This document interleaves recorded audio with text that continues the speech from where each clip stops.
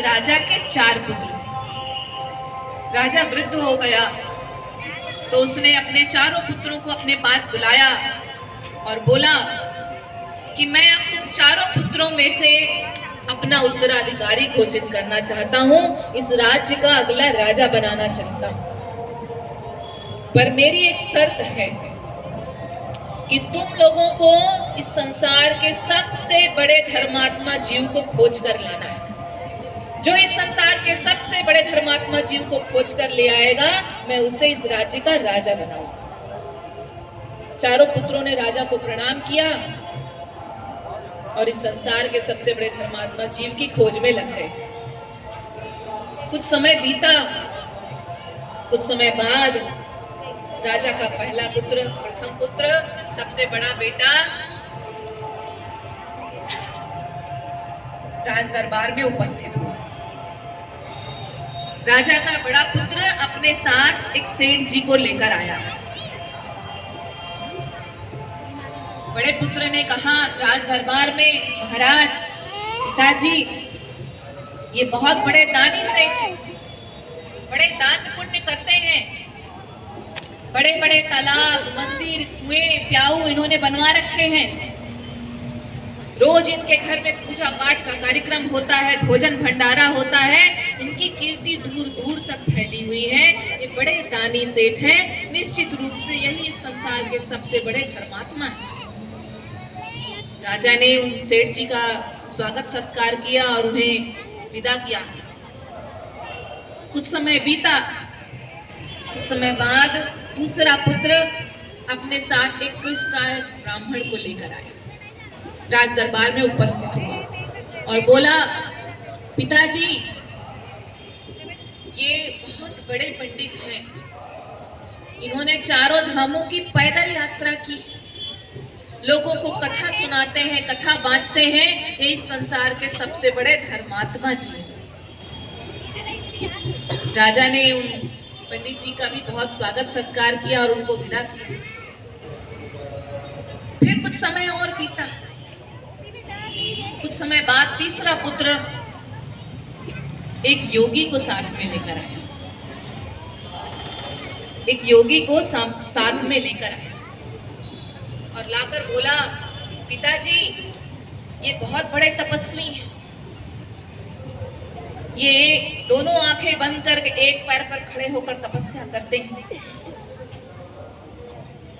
जेठ की कड़ी दोपहरी में पंचाग्नि तापते हैं और भीषण सर्दी में शीतल जल में खड़े होकर प्रार्थना करते हैं, तपस्या करते हैं। इस संसार के सबसे बड़े धर्मात्मा जीव। राजा ने उन तपस्वी का भी स्वागत सत्कार किया, यथोचित, और उन्हें विदा किया। फिर कुछ समय और बीता और उनका सबसे छोटा पुत्र राज दरबार में प्रस्तुत हुआ। पर वह अपने साथ किसको लाया था? एक मैले कुचैले कपड़ा पहने हुए गांव के एक साधारण किसान को लेकर राजा का छोटा पुत्र दरबार में उपस्थित हुआ था। जैसे ही छोटे पुत्र को राज दरबार में सबने देखा, काना फूसी शुरू हो गई, फुसुर फुसुर इधर उधर काना फूसी शुरू हो गई। लोग एक दूसरे से कहने लगे, इसका दिमाग खराब हो गया है क्या, इसकी मति भ्रष्ट हो गई है क्या, ये क्या किसान को ले आया है। इस राजा ने पूछा, ये तुम किसे लाए हो? छोटे पुत्र ने उत्तर दिया, पिताजी, मैंने बहुत खोजा इस संसार में धर्मात्मा जीव को, पर मुझे कोई मिला ही नहीं। बहुत दिनों तक मैं धर्मात्मा जीव की खोज में रहा, पर मुझे कोई मिल ही नहीं रहा था। फिर मैंने इन किसान को मार्ग में देखा। मार्ग में मैंने देखा कि ये किसान एक कुत्ते के घाव को साफ करके उसमें दवाई लगा रहे थे। यह देखकर मेरे मन में बड़ा आनंद हुआ और मैं इन्हें अपने साथ ले आया। आप जो पूछना है आप इन्हीं से पूछिए। राजा ने कहा किसान से कि आप धर्म के विषय में क्या जानते हैं? किसान ने हाथ जोड़कर कहा, महाराज, मैं तो आपके राज्य का एक साधारण सा किसान हूँ, अनपढ़ हूँ, पढ़ा लिखा भी नहीं हूँ। मैं धर्म की बड़ी बड़ी परिभाषाओं के बारे में क्या जानूं? मैं कुछ नहीं जानता। मैं सिर्फ इतना जानता हूँ कि अगर मेरे पास कोई भूखा प्यासा आ जाता है तो मैं उसे भोजन करा देता हूँ, कोई वस्त्रहीन आ जाता है तो मैं उसे वस्त्र दे देता हूँ, कोई बीमार आ जाता है तो मैं उसकी सेवा कर देता हूँ। और मुझे कुछ नहीं आता, मैं बस एक ही काम रोज करता हूँ कि जब मैं सुबह उठता हूँ तो अपने साहेब को सुमिरन करता हूँ, उनको बंदगी करता हूँ, फिर अपने काम में लग जाता हूँ। और रात को सोने से पहले मैं एक बार फिर अपने साहेब का नाम लेता हूँ, उनको सुमिरन करता हूँ और उनकी बंदगी करता हूँ कि आपकी दया से मेरा दिन बड़ा अच्छा बीता, मेरा पूरा जीवन ऐसे ही बीते। बस मैं उसके अलावा और कुछ नहीं जानता, कुछ नहीं करता। राजा ने कहा, यही तो सच्चा धर्म है।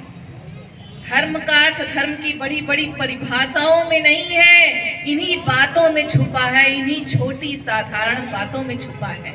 यही सच्चा धर्म है, मानव धर्म, जो सभी के भीतर उस परमात्मा का दीदार करे और सबकी निस्वार्थ भाव से सेवा करे। यही सबसे बड़ा धर्म है और तू ही इस संसार का सबसे धर्मात्मा जीव है। और राजा ने अपने छोटे पुत्र को अपना उत्तराधिकारी घोषित किया। तो कहानी का अर्थ समझें, सबसे बड़ा धर्म मानव धर्म है। जब तक हम मनुष्य नहीं बन सकते, जब तक हम मानव नहीं बन सकते, जब तक मानवीय सद्गुण हम अपने भीतर नहीं ला सकते, हम साहेब की बंदगी नहीं कर सकते। तो पहले मानव बनेंगे तब साहेब बंदगी करेंगे, क्योंकि मनुष्य ही साहेब बंदगी कर सकता है। तो सच्चे अर्थों में साहेब बंदगी करना है, भाव से साहेब बंदगी करना है, प्रत्येक जीव के भीतर उस परमात्मा का दीदार कर उनकी बंदगी करनी है। यही सच्चा धर्म है। तो सच्चे अर्थों में साहेब की बंदगी करें।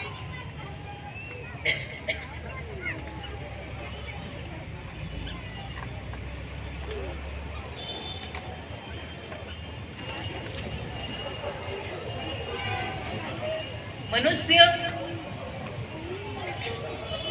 इस अज्ञान माया के फंदे में फंसकर इस संसार में अपने जीवन के अर्थ को भूल गया है। साहेब जीव को चेताते हैं, समझाते हैं कि चेत सुमिर तू बावरे, कहे कबीर समझाए, जाना तुझको दूर है, कहे कबीर जगाए।